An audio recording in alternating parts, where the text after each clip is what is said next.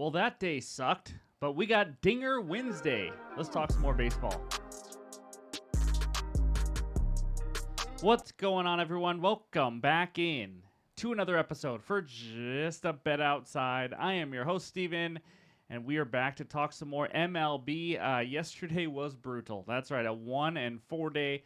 Last 2 days have not been kind, that's for sure. But on top of all that, I decided to try to get our barbecue put together, and I blew out my back. So I'm sitting here with an ice pack on. So anyways, if you see me get fidgety, I'm trying to get comfortable. But bad back and 1-4. What could be better, right? But either way, we'll bounce back tomorrow. But we're going to go over the recap from Monday and Tuesday because, as you guys know, we had technology issues on Monday and could not get the video out for that Tuesday slate. So, but other than that, we didn't do Dinger Tuesday because of it. We're going to do Dinger Wednesday. That's right. We're still going to have some fun. So here's how you win. You must like and subscribe. Like the video, subscribe to the channel, but leave your home run bet below. But here's what you have to do. You must include the odds and the sports book because the higher odds will win. If we have a tie in the odds, the longest home run hit gets it. And if we have the tie with the same player, even if it shows different odds, that's just going to be a tie. But this time, the winner gets 2 free months of OUTLIER or $25, whatever you decide. So be sure to leave that comment below. I did not want to skip Dinger Tuesday this week. So anyways, speaking of OUTLIER, any graphics you see in this video are from OUTLIER, the best betting research tool on the market today. Click that link below. You get a 7-day free trial. So let's get into it. And I got a dad joke, so here we go.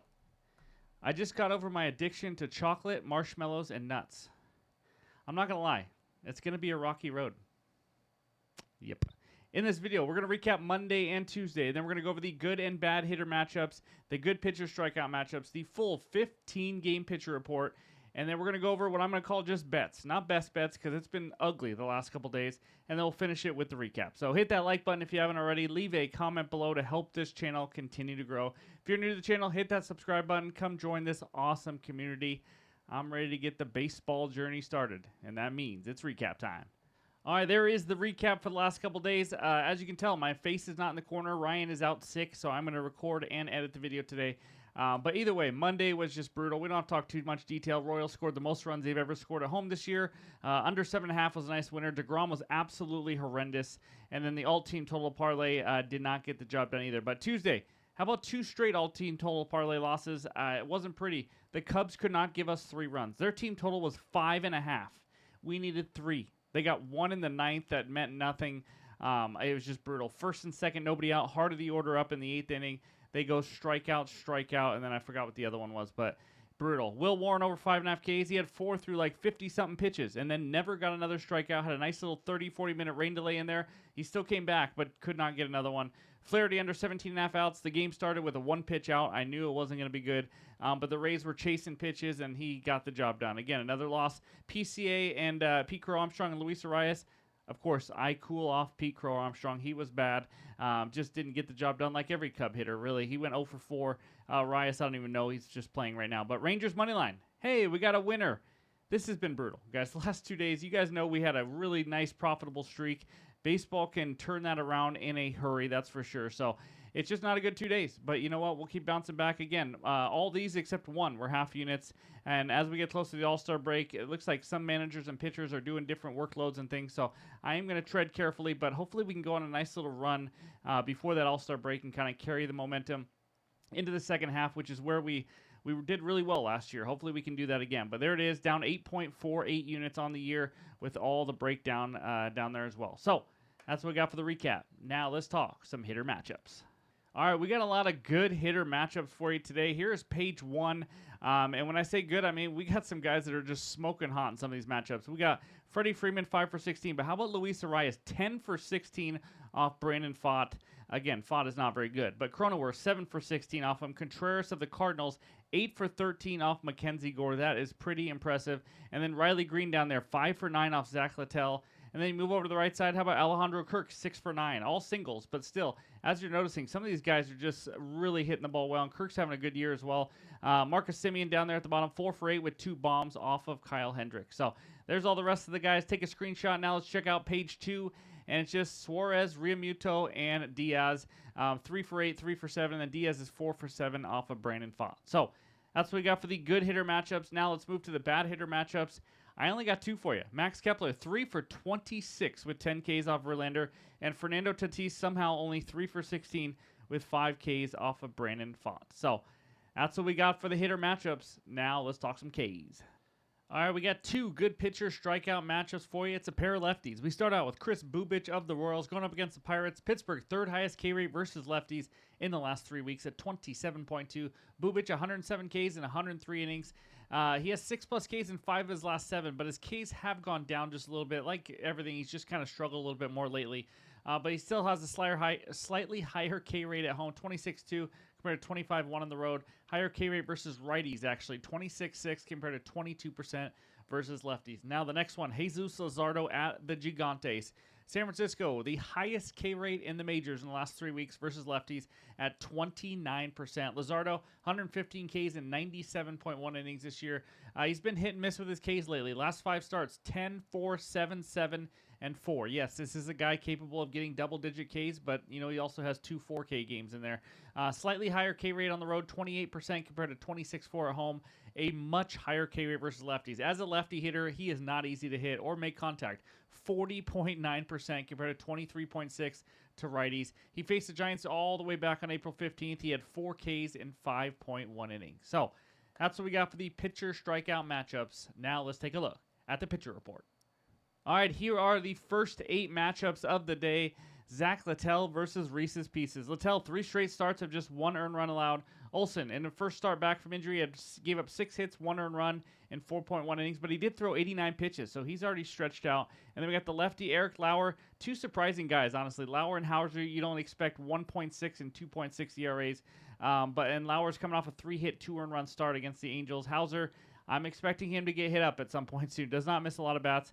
And then Tyler Glasnow. That's right. He is back. This will be his first start back from injury, going up against Jose Quintana, the lefty veteran.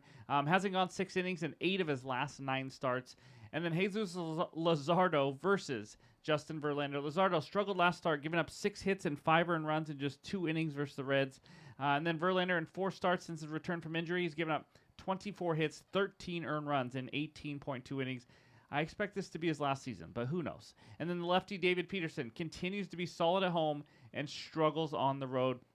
He's on the road here against Sugar of the Orioles, who has been downright horrendous in the last 3 starts. He's given up 26 hits and 16 earned runs in his last 13.1 innings. That's not good. And he's already a guy with a 14% K rate, just flat out does not miss many bats. You see that home runs per 9 creeping up, 1.83. And then we got Logan Evans versus Schlittler. I think I said that right without saying it the wrong way. Evans, in his first, he was demoted to AAA when we got healthy, but in his first start since after being promoted again through 5.2 scoreless innings versus the Royals, he's a decent pitcher, but again, 4.81 expected ERA for a reason. And then Schlittler, if you don't know about him, it's his MLB debut. He did have in 76 innings in the minors this year, 2.82 ERA with a 31.2% K rate. That's all I know about him. And then Senzatella, Mr. Home Run Derby batting practice, back to giving up a lot of hits and runs. 15 hits and 8 earned runs in his last 10 innings. And then Lucas Giolito, I don't say it enough, but this guy has actually been really good, giving up just 3 total earned runs in his last 32.2 innings. That is absolutely bonkers. And then Mr. Sandy against Andrew Abbott. Sandy, we know, has had a rough stretch, rough year. Been a little bit better lately with his command and going a little bit deeper into games, but still hasn't been good. And Andrew Abbott had a rare bad start with 9 hits and 4 earned runs given up in just 3.1 innings at Philly in his last start. So there's all the averages on the bottom. That's page 1. Hopefully that helps. Now let's look at page 2. We got the 2 lefties, Bailey Falter versus Chris Bubich. Falter's super low K rate. You see right there, 15%. Gave up 3 earned runs on just 3 hits last start. And then Bubich struggling a bit more in the last month or so, giving up 15 earned runs in 27.2 innings. That's over 5 starts. As you guys know, he had the lowest ERA in the majors after like a month and a half or so. And then Cade Horton, who we've talked about before, just not a great pitcher, just kind of okay. Again, doesn't miss many bats. Going up against David Festa. He's been very hit and miss, giving up 8, 0, and 4 in the last 3 starts. This guy could give up 1 million, or he could somehow have a 0 earned run, 1 earned run game. But again, going up against a Cubs team that just got shut out, that's going to be a tough one for him. And then the lefty, Mackenzie Gore versus Palante. Gore, K rate going down a little bit, struggling with his command. 11 walks in his last 17 innings. And then Palante, the elite ground ball pitcher, is coming off a 1-hit shutout in 7 innings at Pittsburgh in his last start. Slade Ciccone versus Brandon Walter. You guys know Brandon Walter. We had his over-outs, or I did, in Coors Field last start, and I took a chance, and it did not work out. He did not look good, but he doesn't have a lot of walks. As you can see, 1.4% walk rate, just 2 walks in 34.2 innings. Going up against Ciccone, and I'm going to be honest, he's been decent, giving up 3 or lesser in runs now in 8 of his 9 starts. Kumar Rocker versus Kyle Hendricks. Hendricks is good for 5 innings. He'll give up a few runs, pretty consistent there. And then Kumar Rocker has actually settled down, giving up 2 or lesser in runs now in 4 straight starts after a rough start to the season. And then Brandon Pfaadt versus Dylan Cease. Holy advantage San Diego Fathers. Brandon Pfaadt, have I mentioned he sucks? I mean, he is flat out not good. You can see the numbers there. Dylan Cease giving up 3+ earned runs in 7 of his last 9 starts. So it's not like he's been absolutely dominant either. But I obviously still advantage San Diego, but he has not been great. And speaking of Sucky McSuckerson, how about Bryce Elder? Holy cow, he is a minor league pitcher right now, guys. I'm going to be honest with you. He's given up 4 or more earned runs in 4 straight starts. How about 22 earned runs in his last 15.2 innings? If you're new to baseball, that is bad. Mitch Spence giving up 10 earned runs in his last 3 starts. That's over 14.2 innings. He had 4 walks with only 3 hits in one of those starts. So that's what we got for the pitcher report and all the research help. And now it's time for the bets. All right, this first one takes us to the land of the tiny beverages where the Minnesota Twinkies host the Chicago Cubbies. Cubs on the money line, -115. Twins on the money line, -105 with a total of 9 runs. I'm going right back to the team that just ruined my night completely and lost me an all-team total parlay on Tuesday. I'm just taking them. Give me the Cubs team total over 4.5. Sorry, -115 on FanDuel. Half unit play for me here. This is not a team that usually has back-to-back bad offensive games. We'll talk about that in a little bit. But first, let's talk who they are facing. That's David Festa. That's right. He is a guy that is capable of getting blown up. He had 2 of his last 3 starts. He gave up 12 hits and 8 earned runs to Milwaukee at home. Gave up just 2 hits and 0 earned runs at Detroit. And then gave up 5 hits and 4 earned runs at Miami. So he's kind of hit and miss. But I like it, and I think it was a good matchup against Detroit because he is better against lefties, but he really struggles against righties, which you want to see here against the Cubs. He's given up a .267 average, .465 slugging. 5 of his 7 home runs given up have been to righties. He also, at home versus righties, has a 1.71 whip. He only has a 20% K rate at home this year also, with a 9.4% walk rate. And then we talked this Cubs offense. They just laid an absolute egg on Tuesday. There's no ifs, ands, or buts about it. Every team does it, but it was hard to watch. But last time they sucked when they only scored 1 run on July 3rd. They scored 11 the next game. They scored a 0 on June 29th. They scored 5 runs the next game. Last 10 games overall versus right-handed pitching, they are over 4.5 runs in 8 of their last 10, averaging about 7 runs per game. I'm going to leave my ego and anger towards them to the side. I think they're going to come through for us here. This offense, especially with this matchup and Festa. And then the Twins bullpen, I just watched them throw some good arms on Tuesday. Griffin Jacks threw 20, Colombe threw 17 pitches. You know, not terrible shape or anything like that, but no Jacks could be kind of a big deal there in those middle to later innings. And then, of course, we also get 9 guaranteed at-bats here. So I'm going to take a little redemption. Give me the Cubbies team total over 4.5 as my first best bet. All right, this second one takes us out to St. Louis, where the Cardinals host the Washington Nationals. Cards on the money line -110, Nats on the money line -110, with a total of 8 runs. Love the pick'em side here for the home team. Give me the Cardinals on the money line -110 on Bet365. Half unit play for me here. Let's talk some numbers real quick. Cardinals 27-17 at home this year. Nationals 19-26 on the road. Now, the starting pitcher matchup, Mackenzie Gore versus Andre Palante. Let's break down this. Now, I know if you see those 2 names, you think a big advantage to the Nationals. I don't really think so in this matchup. But Mackenzie Gore has been up and down lately. Last 3 starts, 7 hits and 5 earned runs at the Dodgers. Again, it's the Dodgers, I get it. Gave up 1 earned run at the Padres, who can't really hit lefties. And they gave up 2 earned runs versus the Tigers. Again, Tigers are loaded with lefties, and Gore is good against lefties. But here's why I love this matchup. Gore has really struggled with this Cardinals team. Contreras and Wynn, you just saw in the good hitter matchups, they're 11 for 21 combined. In his 4 career starts versus St. Louis, he has given up a total of 29 hits and 20 earned runs in 21 innings. 20 earned runs in 21 innings. I understand this is his best season of his career, so he's better. But he did face the Cardinals already this year on May 11th. How did he do? 5 hits, 3 walks, 4 earned runs given up. this Cards team can show that they can hit them.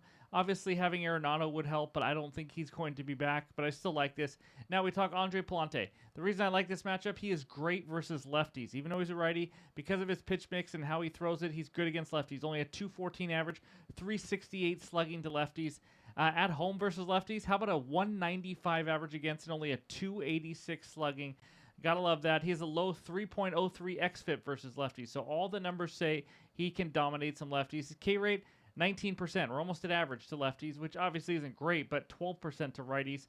Then why I like this is because if you don't know already, the Nats are going to be loaded with lefties. They could have 6, 7 lefties in their lineup. That's just how they're built. But offense overall, Cardinals have not been great against lefties. I'm not going to lie. I'm going to count on the fact that they have guys that have success against Mackenzie Gore. They've had success their whole during his 4 games against them. But the Nationals been very average versus righties as well. So bullpen, the other advantage that I really love, obviously, is St. Louis advantage. Washington has one of the worst bullpens in the league. Cards are the better team overall, and they're at home. Give me the Cardinals on the money line. That is my second and final best bet. More plays. I'm losing my voice. More plays will be added in the morning. But before we get out of here, I want to talk 2 hitters that I like. All right, I was close to pulling the trigger on these 2 hitters that I like for a little hit parlay, but I don't have enough odds out. FanDuel has it, but it's a little high, and DraftKings doesn't have either one. So I'm going to wait, and maybe I use 2 of these. Maybe I use someone else, but let's talk through it. The first one, Luis Arias, yet again, 1+ hit in 8 of his last 10, 2+ hits in 3 of his last 5. He's hitting 321 at home, 320 off of righties, and he is facing Brandon Pfaadt. What a dream matchup that is. He's an insane 10 for 16 off him. In case you fast-forwarded through the good hitter matchups, I like Arias to get another hit. And then the next one, another lefty. Give me Corey Seager. He is heating up. 1+ hit in 9 of his last 10. 2 hits in 2 straight games now. 1+ hit in 8 of his last 10 road games. And he hits righties much better. 272 to 203. I know 272 isn't great, but that's because he got off. He's had some a rough start for him, especially with injuries and everything. He was ice cold in June. So far in July, though, he's hitting 304. We know what Seager's capable of. And then he's facing Kyle Hendricks. He's 3 for 9 off Hendricks. Hendricks doesn't really miss bats, obviously. So if you take these 2 guys, they're combined 13 for 25 off of their opposing starting pitcher. Both are hitting the ball well lately, so I like these 2. Like I said, I think I saw minus 134 on FanDuel. That's just too high odds. I wouldn't take that. So I may find better odds on DraftKings when it comes out. Maybe I just use one of these and pair it with someone else. But just wanted to kind of talk through a couple more hitters. But of course, there will be more added best bets in the morning in the pinned comments below. So thank you guys for watching. Before we get out of here, let's check out the recap. All right, there it is. Just my 2 best bets so far. Cubs team total over 4.5. Going back to it for a half unit. And the Cardinals on the money line at home, minus 110 for a half unit. More plays will be coming. Possibly a hit parlay. Maybe another player prop as well. But again, if you haven't already, hit that like button. And be sure to leave a comment below with your favorite home run bet of the day with those odds and the sportsbook that you found it. So hope you guys have a great Wednesday. And we'll talk to you soon.